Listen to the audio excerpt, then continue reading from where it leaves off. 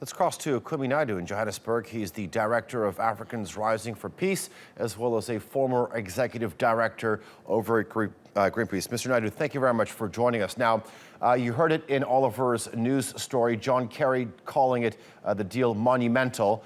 Why is this agreement so significant? Firstly, it's important to acknowledge that this is a significant deal. It does take a step in the right direction. What people must realize, though, in judging how significant this is where we are at this moment in terms of climate impacts hitting us already, and whether, in fact, this is too little too late.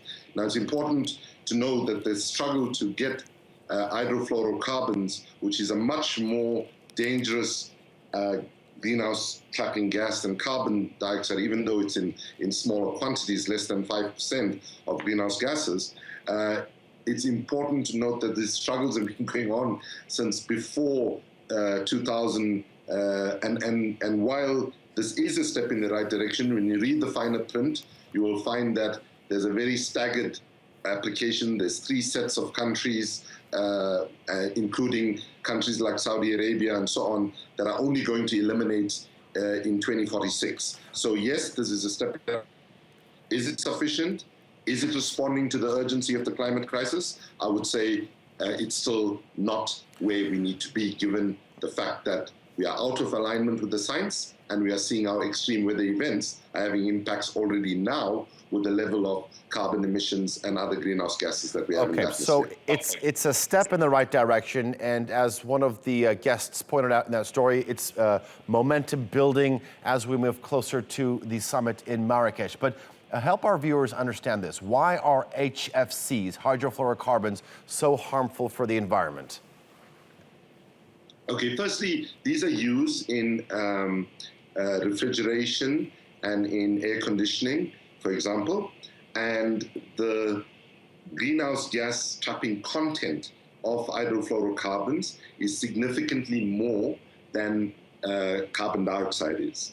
And this means that even though the bigger problem we have in quantity terms is in fact carbon emissions, which comes from oil, coal, and gas, even though in quantity terms it's much less, but it is, as your report says, 10,000 times worse in terms of its actual impact in terms of trapping gas and actually warming the planet as a whole. Okay, as a climate activist, what's next for you? What remains to be done? Well, it's very important that people understand that the Paris Agreement last year was not the solution that we need, but it actually has given us a chance to fight to protect the lives of future generations. Now, what's next is that we have to intensify our activism to increase the levels of ambition that was agreed in Paris. We need to ensure that Marrakesh consolidates, Marrakesh is where the next climate negotiations takes place in November, clarifies very clearly that in fact what Paris has given us is a framework. This agreement in Kigali is a helpful momentum building contribution to it, but we have to now move for an accelerated movement away from an economy that is driven by dirty, brown, fossil fuel-based energies to an economy driven by clean, green, renewable-based energies. And the good news here is that the prices of wind, solar, and other renewable energy is coming down drastically. Nobody predicted it, not even Greenpeace, which got us close to predicting it, got it right. The take-up has been much more.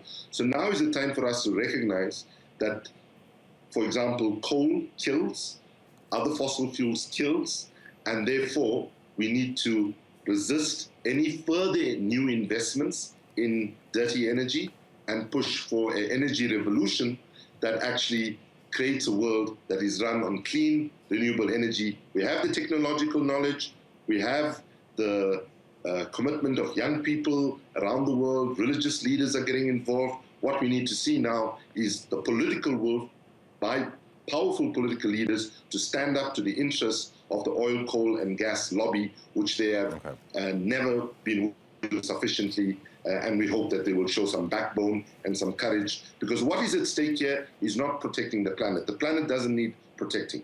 What is at stake is whether humanity can fashion a new way to coexist with nature in a mutually interdependent relationship for centuries and centuries to come. Basically, it's a struggle to protect our children and their children's future, and therefore, however difficult the changes might need to be, we must summon the courage, the knowledge, and the innovation to make it. Kumi Naidoo, very interesting topic, but unfortunately we have to leave it there. Thank you very much for joining us.